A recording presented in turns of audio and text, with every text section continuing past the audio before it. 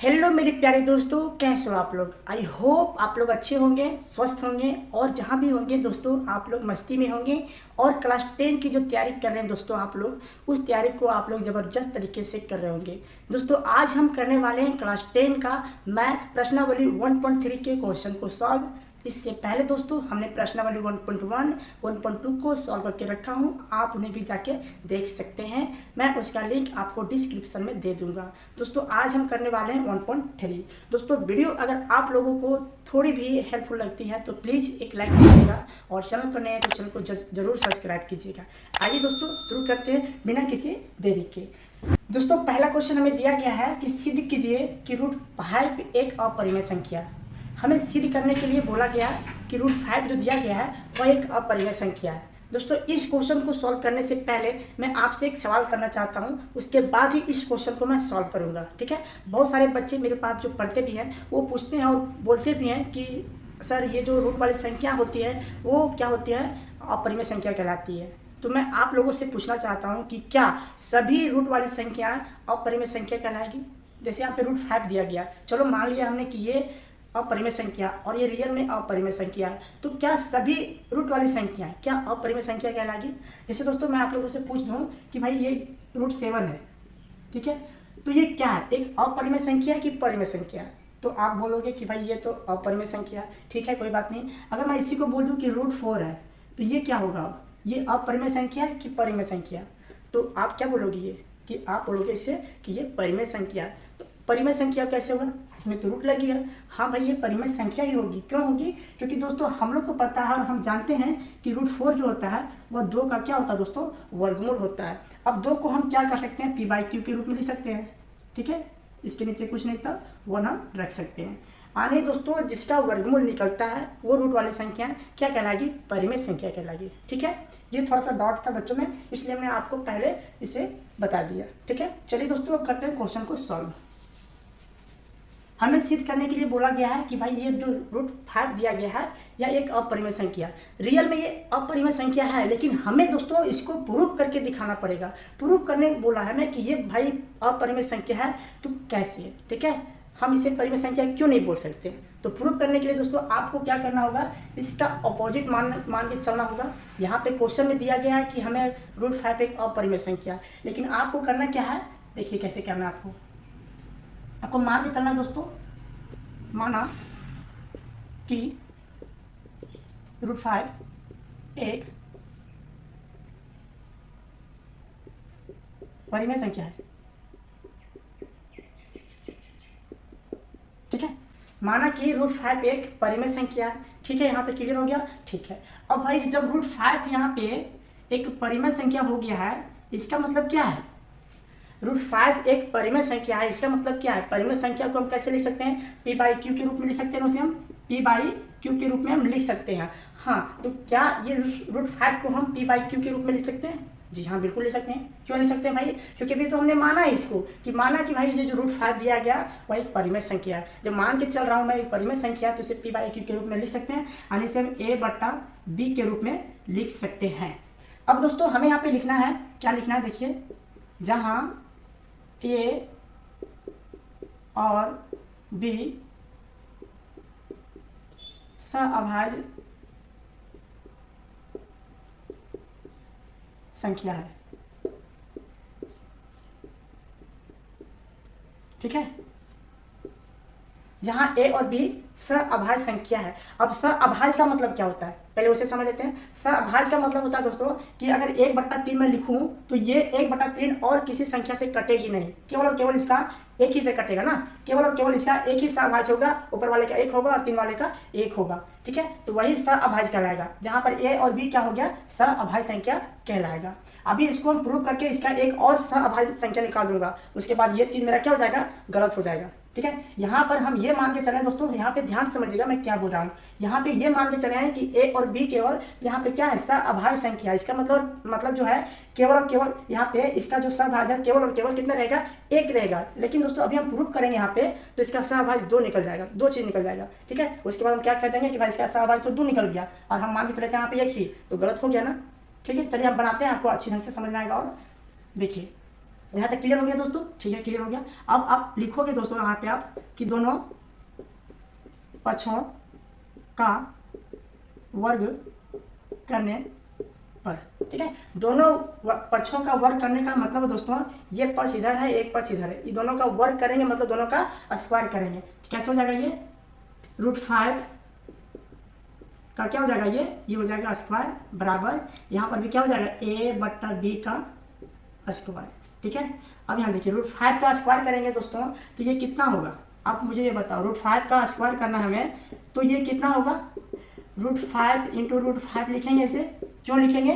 क्योंकि भाई √5 का स्क्वायर है, इसका मतलब उसका कितना बार गुना हुआ है? 2 बार हुआ है ना दोस्तों, 2 बार गुना, तो इसे हम 2 बार लिख लेंगे और √5 का गुना √5 के साथ करेंगे तो ये √25 हो जाएगा।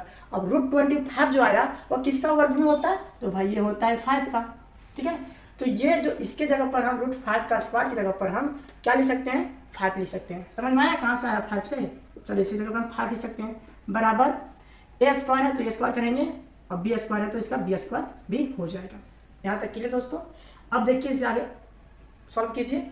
यहाँ से आपको क्रॉस में गुना कर देना है इसे, यानी 5 गुना कर देना है b स्क्वायर से और 1 का गुना कर देना है a स्क्वायर से, ठीक है। गुना कीजिए a स्क्वायर बराबर 5b स्क्वायर, गुना करेंगे तो 5b स्क्वायर, ठीक है। यहाँ तक क्लियर हो गया दोस्तों? समझ में आया ना कैसे किया, क्या किए? √5 का स्क्वायर किए तो √5 का स्क्वायर 5 हो गया बराबर a स्क्वायर और बट्टे में b स्क्वायर। उसके बाद हमने क्रॉस में इसको क्या किया? गुना कर दिया। अब दोस्तों यहाँ ध्यान से समझिएगा, इसका जो मेन पॉइंट है ना यहीं पे आके अटकता है, ठीक है। ये वाला बात अगर आप समझ लेते हैं तो क्वेश्चन को बनाने में आपको आसानी होगा। देखिए क्या करना है आपको, यहाँ ध्यान समझिएगा। मैं इसे यहाँ से क्लियर कर लेता हूँ। मैं सबसे पहले इधर आपको रफ में समझा लेता हूँ। ये 15 है और ये 3 गुना 5 है, ठीक। 15 जो है वह 3 से भी विभाजित है। ध्यान समझिएगा मैं क्या बोल रहा हूँ। 15 जो है वह 3 से भी विभाजित है, 15 जो है वो 5 से भी विभाजित है। यहाँ पे संख्या क्या दिया गया? यहाँ पे दिया गया a स्क्वायर बराबर 5 गुना b स्क्वायर, ठीक है। 5 गुना b स्क्वायर करेंगे तो 5b स्क्वायर हो जाएगा ना, वही उसी चीज़ को भी लिखा यहाँ पे गुना में करके, ठीक है। अब देखिए यहाँ पे क्या बोला भी हमने कि जो a स्क्वायर है वो 5 से भी विभाजित हो जाएगा, a स्क्वायर है वह b स्क्वायर से भी विभाजित हो जाएगा। तो उसी चीज़ को दोस्तों हमें यहाँ पे लिखना थ्योरम के रूप में। कैसे? यहाँ देखिए a स्क्वायर 5 है ना, 5 से विभाजित होता है, इसलिए केवल और केवल ये जो रहेगा वह भी 5 से क्या हो जाएगा? विभाजित हो जाएगा। समझिएगा दोस्तों यहाँ पे ध्यान से क्या मैं बोलना चाह रहा हूँ। a स्क्वायर 5 से विभाजित है तो इसमें जो a केवल बच गया वो भी क्या हो जाएगा? 5 से विभाजित हो जाएगा, ठीक है। यहाँ तक समझ गए? चलिए इसके बाद हमें दोस्तों क्या करना है, देखिए हम यहाँ पे बना देता हूँ, ठीक है। चलिए अब दोस्तों अब आप लिखोगे a बराबर 5c, ठीक है। क्योंकि दोस्तों मैं a और b को ले रखा था तो अब बस क्या सिर्फ c बच गया, उसके आगे लेटर c बच गया तो इसे हमने ले लिया, ठीक है। अब क्या करना, इसको दोनों तरफ हमें दोस्तों इसका वर्ग करना। जिस तरह हम दोस्तों यहाँ पे किया वर्ग दोनों पक्षों का वर्ग करने पर, उसी तरह यहाँ पर भी हमें क्या करना है? दोनों पक्षों का वर्ग करने पर। तो आप लिखोगे दोनों पक्षों का वर्ग करने पर, ठीक है। दोनों पक्षों का वर्ग करने पर तो क्या हो जाएगा? a है तो a का क्या हो जाएगा दोस्तों? स्क्वायर हो जाएगा। 5c स्क्वायर, 5c है तो 5c का स्क्वायर हो जाएगा, ठीक। अब क्या करेंगे? a स्क्वायर का स्क्वायर रहने देंगे बराबर 5c स्क्वायर करेंगे कितना हो जाएगा? ये 5 का स्क्वायर 25 और c का स्क्वायर c स्क्वायर। यहाँ तक क्लियर दोस्तों? इससे अब इक्वेशन 2 मान लो, ठीक है, और इस इक्वेशन को आप 1 मान लो यहाँ पे। अब ध्यान समझिएगा, इक्वेशन 1 का जो मान आया a स्क्वायर, उस मान को हम इक्वेशन 2 में a स्क्वायर की जगह पर रख देंगे। क्या बोला दोस्तों मैंने? समझा आप? a स्क्वायर का जो मान निकला 5b स्क्वायर यहाँ पर, उसको हम a स्क्वायर की जगह पर यहाँ पे पुट कर देंगे। तो आप लिखोगे समीकरण 1 के मान को समीकरण 2 में रखने पर, ठीक। अब समीकरण 2 कौन सा दोस्तों? ये वाला समीकरण 2 ना, और समीकरण 1 ये वाला। तो समीकरण 2 में हमें a का मान रखना है, तो रखो। कैसे हो जाएगा? देखिए ए स्क्वायर है तो ए स्क्वायर का मान कितना निकल चुका है यहाँ पे 5b²। ठीक है, रख दिया ना। और बगल में इधर कितना बचा था, इधर बचा था 25c²। ध्यान से समझिएगा दोस्तों। ठीक है, 5b² कहाँ से आया, क्योंकि यहाँ पे ए स्क्वायर था, ए स्क्वायर का मान यहाँ पे निकाल चुका था मैंने 5b²। तो इसी का मान जो है ए स्क्वायर यहाँ पे समीकरण 2 में हम रख दिया, यहाँ पे ए स्क्वायर की जगह पर 5b² बराबर इधर जो 25c² था वो हमने रहने दिया। यहाँ से दोस्तों आप इसे क्रॉस कर दो, 5 एक बार में और 5 बार में, कितना बार कटेगा ये, यहाँ से क्या बच गया b² बराबर में 5c²। ठीक है, यहाँ पे a² बराबर 5b² निकला, यहाँ पर b² बराबर 5c² निकला। अब आता है मेन पॉइंट इसका दोस्तों, यहाँ समझिए आप। ठीक, जिस तरह हम दोस्तों यहाँ पे लिखा कि a² बराबर 5b², यहाँ पर जो a² है वो 5 से विभाजित होता है, तो केवल ये जो होगा वह भी क्या होगा 5 से विभाजित होगा। सेम उसी तरह यहाँ पर देखिए दोस्तों, b² जो है वह 5 से विभाजित होगा, तो केवल b 5 से भी क्या हो जाएगा विभाजित हो जाएगा। तो इसी को हमें यहाँ लिखना है, कैसे लिखेंगे देखिए, b² 5 से विभाजित होता है,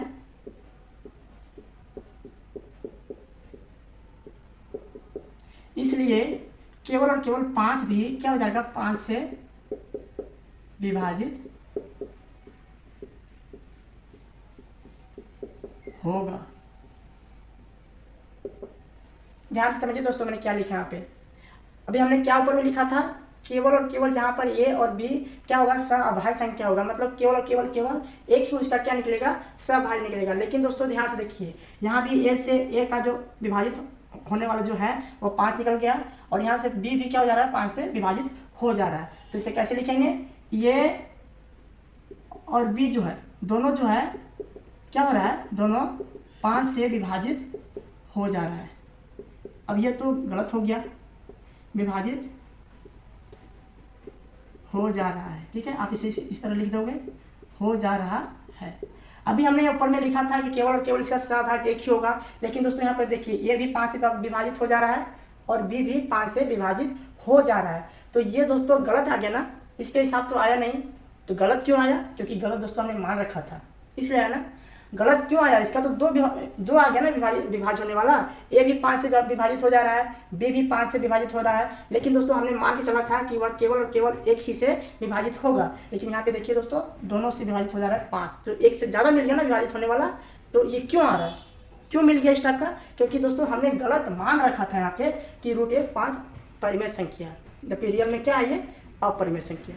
ठीक है, तो अब आप यहाँ लिख दोगे, क्या लिख दोगे, यह गलती हमारी गलत अवधारणा के कारण आई है,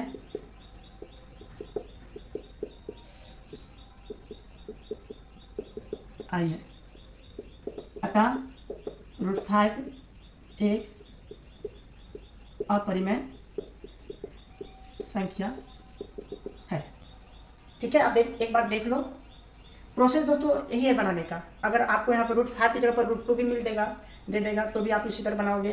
√4 देगा तो क्या इस तरह बनाओगे, नहीं बनाओगे ना। √4 एक परिमेय संख्या दोस्तों, तो वो इस तरह बनेगा नहीं। ठीक है, इतना याद रखिएगा कि सिंपल जो जिसका वर्गमूल निकल जाएगा उसका वो क्या कहलाएगा, परिमेय संख्या कहलाएगा, अपरिमेय संख्या वो नहीं कहलाएगा। हाँ, 3 हो सकता है, 5 हो सकता है, 7 हो सकता है, 9 नहीं होगा, 9 का वर्गमूल 3 हो जाता है, 10 हो जाएगा, 11 हो जाएगा। ठीक है, तो वो उसका बनाने का जो प्रोसेस है दोस्तों यही है। एक बार आप इसे देख लो और एक बार समझ लो ठीक से। ठीक है, हमने तो बता दिया पूरा, एक बार आप देख लो, बढ़िया से स्क्रीनशॉट ले लो। चलिए दोस्तों, अब हम करते हैं क्वेश्चन नंबर 2 को सॉल्व। और क्वेश्चन नंबर 2 में क्या दे रखा है, देखिए 3 + 2√5 एक अपरिमेय संख्या सिद्ध करने के लिए बोला गया है। ठीक है, कोई बात नहीं भाई, ये जो है दोस्तों ये अपरिमेय संख्या पहले से है, लेकिन हमें क्या बोला जा रहा है, इसे सिद्ध करने के लिए बोला जा रहा है कि भाई हाँ अपरिमेय संख्या है तो कैसे है। तो उसे हम गलत अवधारणा मान के चलेंगे, गलत कल्पना करके चलेंगे, तभी हम क्वेश्चन को सिद्ध कर पाएंगे कि भाई ये अपरिमेय संख्या है। इसको हम कोशिश करेंगे कि इससे हम सिद्ध करें परिमेय संख्या, लेकिन लास्ट में क्या होता है, अंततः ये सिद्ध हो ही नहीं पाता है कि ये परिमेय संख्या है। तो हम लास्ट में क्या कह देते हैं कि भाई ये अपरिमेय संख्या है, लेकिन हम कोशिश क्या करते हैं, इसे परिमेय संख्या सिद्ध करने की कोशिश करते हैं। चलिए, तो आप लिखोगे सबसे पहले,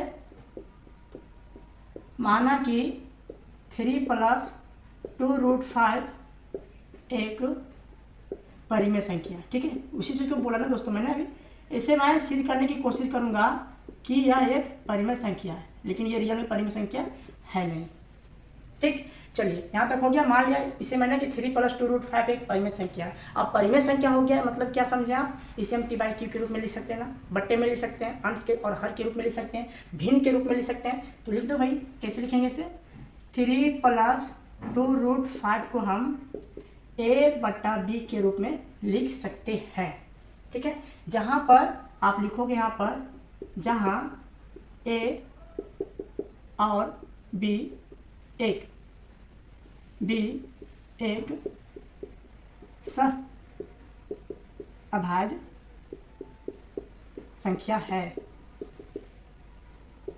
ठीक है, जहां पर a और b क्या है, सहअभाज्य संख्या। अभी हमने बताया दोस्तों, बार बार आपको दोस्तों ये चीज को लिखना है। ठीक है, और इसी को प्रूव करके हमें गलत दिखाना है उसे। अब देखिए क्या करना है यहाँ पे, 3 + 2√5 = क्या, यहाँ पे a/b है। ठीक है, अब दोस्तों इसका हम वर्क भी कर सकते हैं, जिस तरह पिछले क्वेश्चन में किया उस तरह भी इस क्वेश्चन को हम सॉल्व कर सकते हैं और लिख सकते हैं कि भाई दोनों तरफ क्या कर सकते हैं, वर्क करने पर, दोनों पक्षों का वर्क करने पर, उसके बाद दोनों का वर्क करेंगे। लेकिन दोस्तों वो लंबा हो जाएगा। ठीक है, आपको शॉर्ट में थोड़ा सा बनाना है और जिस तरह क्वेश्चन सॉल्व होते हैं उस तरह आपको बनाना है। देखिए एक चीज़ आप हमेशा रखिएगा, प्लस वाली संख्या जब बराबर के दूसरे साथ जाती है ना तो ये माइनस में चली जाती है। माइनस वाली संख्या जो रहती है बराबर के दूसरे साथ ले जाएंगे तो ये प्लस में चली जाएगी। गुना वाली संख्या रहती है तो बराबर के दूसरे साथ ले जाएंगे उसे तो भागा में चली जाएगी, और भागा वाली संख्या रहती है उसको बराबर के दूसरे साथ ले जाएंगे तो ये गुना में चली जाएगी। दोस्तों अब इसे नोट कर लो, ये बहुत काम की चीज़ है। ठीक है, संख्या पे जब प्लस में रहेगी तो माइनस में चली जाएगी, कब, जब बराबर के दूसरे साथ उसे ले जाएंगे तब। जैसे दोस्तों -3x है, अब बराबर में यहाँ पे 5 8 58 है, और एक संख्या यहाँ पे और लगते हैं, देखिए -2। ठीक है, इतना रहेगा। तो आप इसे कैसे करोगे, देखिए -3x है तो -3x यहाँ पे रहने दो। ठीक है, -58 है, सॉरी 58 है तो 58 रहने दो। अब इस 2 को हमको बराबर के दूसरे साइड उधर ले जाना है, तो माइनस में 2 था ना, तो माइनस जो उठ के जाएगा बराबर के दूसरे साइड, फिर -2 किस में चल जाएगा, +2 में। ठीक है, वही रूल काम किया है ना। हाँ, तो ये काम की चीज़ दोस्तों, इसे आप नोट कर लो। मैं वही समझाने की कोशिश किया थोड़ा सा, यहाँ पर जरूरत पड़ा इसका, इसलिए हमने यहाँ पे बता दिया इसका। ठीक है, आप इसे नोट कर लो एक बार। चलिए यहाँ पर देखिए 3 जो है प्लस में, ठीक है, बराबर के इसको दूसरे साथ ले जाएंगे तो ये कहाँ चला जाएगा, माइनस में। तो अब कितना बच गया इधर से, 2√5 बराबर a/b, और ये प्लस में 3 था तो इधर आके माइनस में 3 हो जाएगा। ठीक, उसके बाद क्या करना, देखिए 2√5 बराबर, यहाँ से इसका भिन्न का घटाव कर दो आप, तो एलसीएम लेंगे कितना होगा, b हो जाएगा। b मिल गया तो कितना उतर जाएगा, a - 3b। ठीक है, उसके बाद देखिए यहाँ पे √5 रहने दीजिए, √5 यहाँ पे रहने दीजिए, बराबर कितना बच गया इधर से, a - 3b, और बट्टे में यहाँ देखिए अभी बताया ना कि जब गुना में रहता है दोस्तों कहाँ जाता है, वो भागा में चला जाता है। जब गुना में रहता है तो बराबर के दूसरे साथ ले जाते हैं उसे, तो कहाँ चला जाता है दोस्तों, भागा में, यानी बट्टा में चला जाता है। यहाँ पर देखिए तो 2√5 है ना, 2√5 यानी 2 गुना √5 करेंगे तब ये 2√5 आ जाएगा। इसका मतलब क्या है, बीच में क्या है दोस्तों, गुना है, तो गुना के दूसरे साथ ले जाएंगे तो ये 2 कहाँ चला जाएगा, ये भागा में चला जाएगा। ठीक है, उसी चीज़ को यहाँ पे बता रहा हूँ मैं, 2 कहाँ चला जाएगा, ये यहाँ पे चला जाएगा, और b था पहले से तो b यहाँ पे रहेगा, 2b। ठीक, यहाँ तक क्लियर। अब देखिए ये जो बट्टा वाली संख्या निकल गई है ये क्या होगी, या ये परिमेय संख्या कहलाएगी, लेकिन √5 क्या कहलाएगी, एक अपरिमेय संख्या कहलाएगी। आप इसे लिखो कैसे, देखिए a - 3b बटे 2a एक परिमेय संख्या है। ये तो परिमेय संख्या है ना दोस्तों, क्योंकि p/q के रूप में से हमने लिख दिया, एक परिमेय संख्या है। और इस √5 को भी क्या होना चाहिए, एक परिमेय संख्या, लेकिन है क्या, नहीं है। ये तो परिमेय संख्या है, बराबर के इधर भी क्या होना चाहिए, परिमेय संख्या, तभी वो परिमेय संख्या कहलाएगी। लेकिन यहाँ पे परिमेय संख्या है, बराबर के इधर परिमेय संख्या नहीं है, ये अपरिमेय संख्या है। तो आप लिखो कैसे, a - 3b बटे 2b यानी एक परिमेय संख्या है। और √5 को भी क्या होना चाहिए, एक परिमेय संख्या, √5 को भी एक परिमेय संख्या होनी चाहिए। परंतु दोस्तों यहाँ पे √5 क्या है मेरा, √5 एक अपरिमेय संख्या, तो आप इसे लिखोगे परंतु √5 एक अपरिमेय संख्या है। ठीक है, दोनों तो बराबर आया नहीं, ये तो परिमेय संख्या में आया, ये अपरिमेय संख्या में आया, तो ये तो परिमेय संख्या हुआ लेकिन ये परिमेय संख्या नहीं हुआ। इसे होना चाहिए परिमेय संख्या लेकिन नहीं हुआ। क्यों नहीं हुआ? क्योंकि भाई इसे हमने गलत मान के रखा था यहाँ पे कि यह है परिमेय संख्या, इसके वजह से नहीं हुआ। क्योंकि पहले से हम ऑलरेडी यहाँ पे मान चुके थे कि 3 + 2 √5 एक परिमेय संख्या है, तो हमने गलत जब माना था तो गलत ही आएगा ना आंसर इसका। ध्यान समझिएगा, हमने गलत यहाँ पे मान रखा था कि यह परिमेय संख्या है, मैंने कोशिश किया इसको परिमेय संख्या बनाने का, लेकिन दोस्तों ये बना नहीं। क्यों नहीं बना? क्योंकि यहाँ पे हमने गलत ही मान रखा था। यहाँ पे भी परिमेय संख्या आना चाहिए था लेकिन नहीं आया। क्यों नहीं आया? क्योंकि ऊपर में ही हमने गलत माना था। तो आप इसे लिखोगे, यह गलती हमारी गलत अवधारणा के कारण आई है, अतः ये जो संख्या दी गई है हमें यहाँ पे 3 + 2 √5 एक अपरिमेय संख्या है।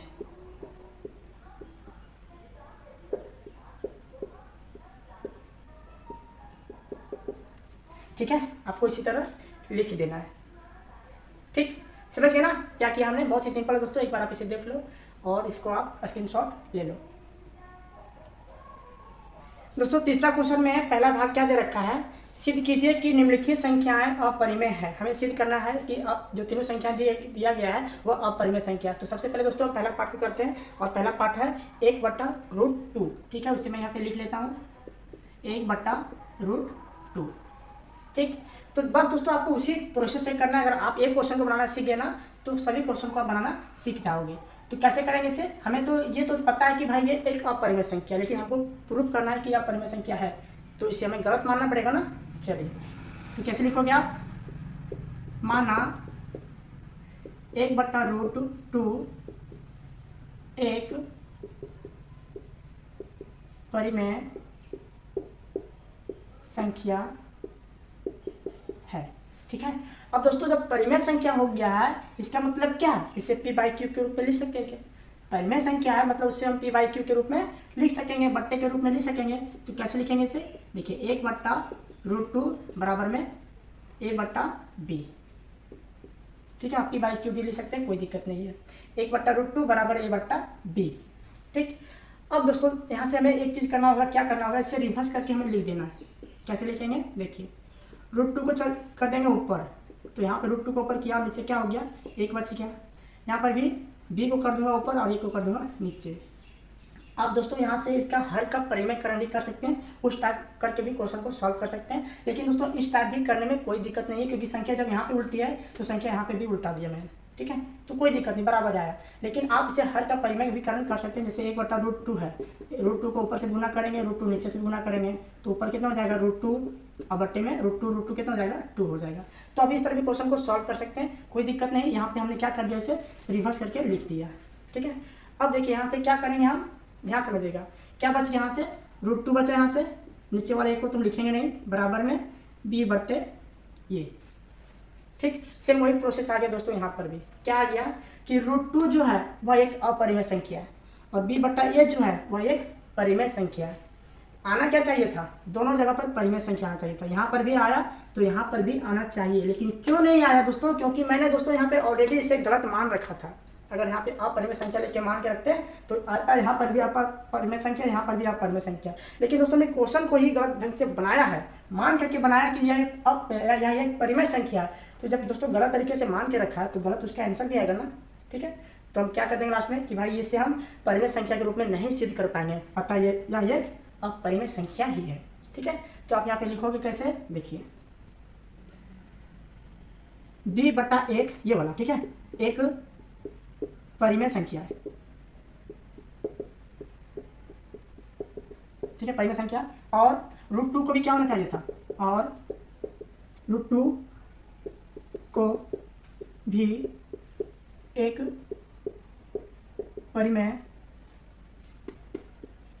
संख्या होना चाहिए था। लेकिन दोस्तों यहाँ पे रूट क्या है, एक परिमेय संख्या है क्या? नहीं है। यहाँ पे क्या है? रूट एक अपरिमेय संख्या है।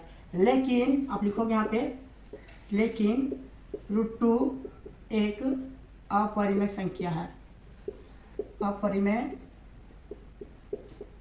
संख्या है।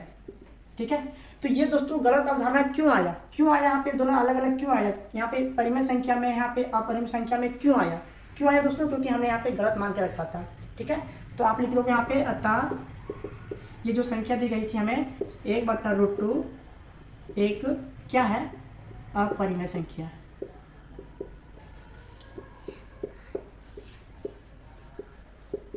ठीक है, क्या दोस्तों? एक अपरिमेय संख्या है। आपको बस इतना ही कर देना है। ठीक है, चलिए बी पार्ट में दोस्तों क्या है? 7√5 है। 7√5 को हमें क्या करना है दोस्तों? इसे प्रूव करना है कि यह एक अपरिमेय संख्या है दोस्तों, लेकिन हमें प्रूव करके दिखाना है। इसे हम गलत मान के चलेंगे। कैसे? देखिए, माना कि 7√5 एक, सब में प्रोसेस दोस्तों वही है, बस एक क्वेश्चन बना लो आप, सबका प्रोसेस वही है, आप उसी तरह क्वेश्चन बनेंगे। एक परिमेय संख्या है। ठीक है, अब परिमेय संख्या हो गया दोस्तों, तो इसका मतलब क्या है? इसे कौन सा रूप में लिख सकते हैं? p/q के रूप में लिख सकते हैं ना। हाँ, तो लिख दो इसे 7√5 बराबर p/q। आप a/b भी लिख सकते हैं, कोई दिक्कत नहीं। ठीक है, p/q लिया हमने। क्यों लिया? क्योंकि जब इसे परिमेय संख्या हमने मान रखा है, तो परिमेय संख्या को हम p/q के रूप में लिख सकते हैं। अब देखिए दोस्तों क्या करना है इसका, √5 को यहाँ पर रहने दीजिए। √5 बराबर क्या था? p/q। और ये 7 कहाँ जाएगा? 7 यहाँ पे दोस्तों देखिए, 7√5 है ना, इसका मतलब क्या है? ये 7 गुना √5 किए हैं तब जाके आया 7√5। इसका मतलब दोस्तों बीच में क्या है? गुना है। और गुना जब बराबर के दूसरे साइड जाता है, कहाँ जाता है? वो भागा में जाता है। तो 7 कहाँ हो जाएगा? यहाँ पे हो जाएगा। ठीक है, बस क्वेश्चन सॉल्व हो गया दोस्तों, इतना ही करना था आपको। अब आप क्या लिखोगे कि भाई p/7q जो है एक परिमेय संख्या है, और √5 को भी एक परिमेय संख्या होना चाहिए था, लेकिन √5 एक अपरिमेय संख्या है। अतः यह जो गलती हुआ है वह हमारी गलत कल्पना के कारण हुआ है। अतः √5 एक अपरिमेय संख्या है। इसी चीज़ को लिख देना। कैसे लिखेंगे? देखिए, यहाँ पे लिख देता हूँ मैं, p/7q एक क्या है? यह एक दोस्तों परिमेय संख्या है। ठीक है, और इसको भी क्या होना चाहिए था? इसको भी परिमेय संख्या होना चाहिए था। तो आप लिख दो यहाँ पे √5 को भी एक परिमेय संख्या होनी चाहिए था। लेकिन क्या दोस्तों? लेकिन ये परिमेय संख्या है क्या? नहीं है। क्या है? एक अपरिमेय संख्या। लेकिन √5 एक अपरिमेय संख्या है। अब परिमेय संख्या यहाँ पे क्यों आया और यहाँ पे परिमेय संख्या क्यों आया दोस्तों? क्योंकि हमने गलत मान के रखा था। ये था दोस्तों अपरिमेय में, लेकिन हम प्रूव करने की कोशिश कर रहे हैं किसमें? परिमेय में। लेकिन परिमेय में हुआ क्या? दोनों साइड परिमेय में आया क्या? नहीं आया। क्यों नहीं आया? क्योंकि यहाँ पे गलत हमने मान ही रखा था कि 7√5 एक परिमेय संख्या। जब नहीं आया तो हम कैसे लिख देंगे इसे? अतः यह जो √5 कितना था? 7√5 था। जो 7√5 एक क्या है? अपरिमेय संख्या है।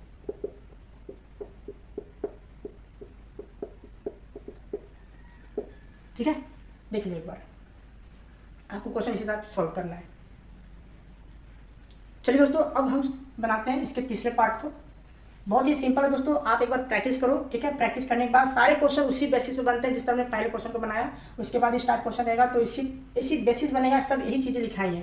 ठीक है, सभी दोस्तों यही चीज़ें लिखाएगी। बस यहाँ पे थोड़ा सा ध्यान देना है कैसे कैसे क्या करना है। ठीक है, बाकी जो इधर लिखते हैं सेम इसी तरह लिखाएगा। यहाँ पे 3√5 भी रहेगा तो भी 7 इसी तरह लिखाएगा। यहाँ पे 7√5, वहाँ पे सिर्फ 3√5 हो जाएगा। बाकी चीज़ें जो दोस्तों यहाँ पे सेम लिखाएगी। ठीक है, तो एक बार आप प्रैक्टिस कर लो, क्वेश्चन अपने आप आपसे बनने लगेंगे। चलिए इसके 3 पार्ट को सॉल्व करते हैं। तीसरा पार्ट में क्या दोस्तों? तीसरा पार्ट में है 6 + √2। देखिए दोस्तों, यहाँ पे प्लस में दे दिया ये। ठीक है, कोई बात नहीं है। तो क्या करना है आपको? माना 6 + √2 क्या मानना आपको? एक परिमेय संख्या है।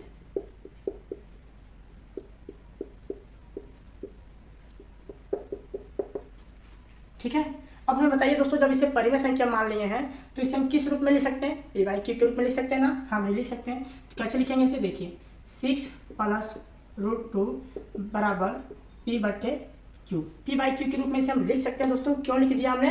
क्योंकि दोस्तों इससे जब हमने परिमेय मान ही लिया है और परिमेय हम जानते हैं कि पी बाई क्यू के रूप में होता है, तो इसे हम नहीं लिख सकते हैं, पी बाई क्यू के रूप में लिख सकते हैं दोस्तों। अब क्या करना देखिए आगे स्टेप, इस √2 को यहाँ पे रहने दीजिए बराबर यहाँ पे कितना है? पी बटा क्यू। अब हमें ध्यान से बताइए ये 6 कहाँ जाएगा, नीचे या फिर ऊपर? 6 क्या है, प्लस है कि माइनस है कि गुना में? तो दोस्तों 6 जो है प्लस में, इसके पीछे आगे कोई साइन नहीं, इसका मतलब दोस्तों ये प्लस में है। और प्लस जब बराबर के दूसरे साइड जाता है तो कहाँ जाता है दोस्तों? वो जाता है माइनस में, तो -6 हो जाएगा। ठीक है, यहाँ पर √2 है तो √2 रहने दीजिए। यहाँ पे इससे क्या करना है आपको? एलसीएम ले लीजिए। ठीक है, तो नीचे क्या हो जाएगा? क्यू हो जाएगा। क्यू मिल गया तो ऊपर में क्या बच जाएगा? यहाँ पे पी माइनस क्यू में इसमें भाग लगाएंगे तो क्यू, और 6 से गुना करेंगे तो 6Q। ठीक है, अब देखिए ये जो संख्या है आई है वो परिमेय के रूप में आई है, बट्टा के रूप में आई है, लेकिन यहाँ पे रूट लगा हुआ तो ये किस में चल जाएगा? अपरिमेय में। आना चाहिए था यहाँ पर भी परिमेय, लेकिन आया क्या? नहीं आया। यहाँ पर क्या आया? अपरिमेय संख्या। और अपरिमेय संख्या क्यों आया? क्योंकि दोस्तों हमने गलत मान के लिया था, हमने गलत माना था कि यह परिमेय संख्या। परिमेय संख्या को सिद्ध करने के चलते हम लोग यहाँ पे गलत हो गए और हम फिर कहाँ चले गए? अपरिमेय संख्या में ही चले गए, क्योंकि दोस्तों यह अपरिमेय संख्या में पहले से थी। तो अब आपको क्या करना है? सेम उसी तरह लिख देना है। कैसे लिखना है दोस्तों? देखिए p - 6q बट्टा q एक परिमेय संख्या है। √2 को भी क्या होना चाहिए? एक परिमेय संख्या होना चाहिए, लेकिन √2 एक परिमेय संख्या नहीं है, वह क्या है? एक अपरिमेय संख्या। अतः यह जो गलती आया है, जो गलत हम लोग बनाए हैं, किसकी वजह से बनाए? क्योंकि गलत हमने यहाँ पे मान रखा था, गलत कल्पना किए थे हम लोग, उसकी वजह से ये क्वेश्चन यहाँ पे गलत बना। अतः √2 जो है, जो 6 + √2 है, वह एक अपरिमेय संख्या है। उसी चीज़ को दोस्तों हमें यहाँ पे लिख देना है। कैसे लिखना है? देखिए p - 6q बटे में q एक परिमेय संख्या है और √2 को भी एक परिमेय संख्या होनी चाहिए, लेकिन क्या दोस्तों यह परिमेय संख्या है? नहीं है, लेकिन √2 एक अपरिमेय संख्या है। और यह जो गलती हुआ है वह किसके कारण हुआ है? हमारी गलत कल्पना के कारण हुआ है। तो यहाँ पर लिख दोगे यह गलती हमारी गलत अवधारणा लिख सकते हैं आप, कल्पना भी लिख सकते हैं, कोई दिक्कत नहीं है। अवधारणा के कारण हुई है। अतः ये दिया गया दोस्तों हमें, यह क्या है? एक अपरिमेय संख्या। 6 + √2 एक क्या है? अपरिमेय संख्या। आपको इतना लिखना पड़ेगा दोस्तों, तभी एग्जामिनर आपके इस सवाल से खुश होंगे। ठीक है, और आपको अच्छे मार्क्स देंगे। ठीक है, आपको इस तरह लिख देना है। तो बस इतना ही था दोस्तों इस चैप्टर में 1.3, जिसे हमने इतने अच्छे ढंग से आपको बताया और सभी चीज़ों को बारीकी से बताया। अगर दोस्तों आपको ये वीडियो से सीखने को जरूर कुछ मिला होगा, तो अगर मिला होगा सीखने को तो जरूर एक लाइक दीजिएगा, और चैनल पर नए तो चैनल को सब्सक्राइब दोस्तों जरूर कीजिएगा। मिलते हैं नेक्स्ट वीडियो में, तब तक के लिए थैंक यू।